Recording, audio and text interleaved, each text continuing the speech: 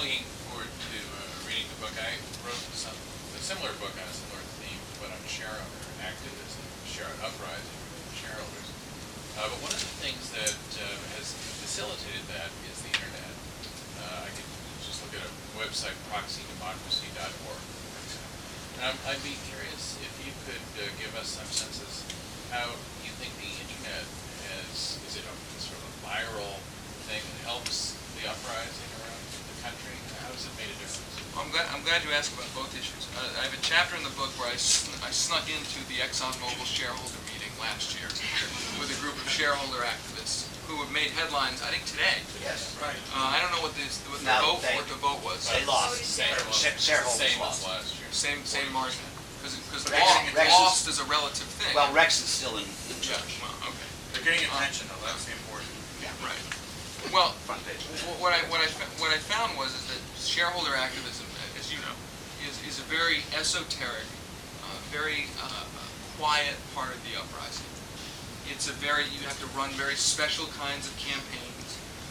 The goal is not really, I mean, you'd like to win, but you oftentimes win when you officially lose. And these are not my ideas. These are the ideas of Saul Alinsky, the great, famous organizer in history, who saw right before he died, he said, one of his principles is you have to take the rules that exist and throw them at the establishment you're fighting. In shareholder democracy, thanks to the Great Depression, we still have laws in the book that says anybody who owns $2,000 in stock basically can file a shareholder resolution. And it's got to fit certain rules, and so what Alinsky envisioned was a proxies for people movement. That's what he called it. And he didn't even have the internet. So at the end of the book, what I do is I sort of say, I look at the net roots and the blogs and the internet, and a lot of the internet activism is driven into electoral politics. That's a good thing. That's what gave us Ned Lamont's victory in the primary, in part, other than the genius of Ned Lamont. But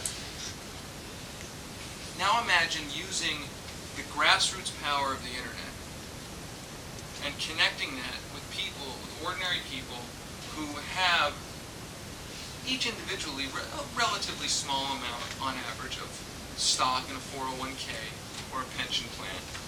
Now imagine activating that stock power in aggregate around shareholder resolutions. Now all of a sudden you've got a situation that really does scare corporate America. I mean, they're already scared of pension plans like the California Public Employee Retirement System, which is voting its shares, a huge amount of aggregate shares, on behalf of these greenhouse gas resolutions that I talked about at the ExxonMobil meeting. But now imagine, as Alinsky imagined, but he didn't have the internet, now imagine a grassroots group with 1 million members, and the grassroots group showing how people can donate their shareholder proxies to the cause and vote all of that in aggregate. Vote your 401k plan. That is truly throwing their rules at them.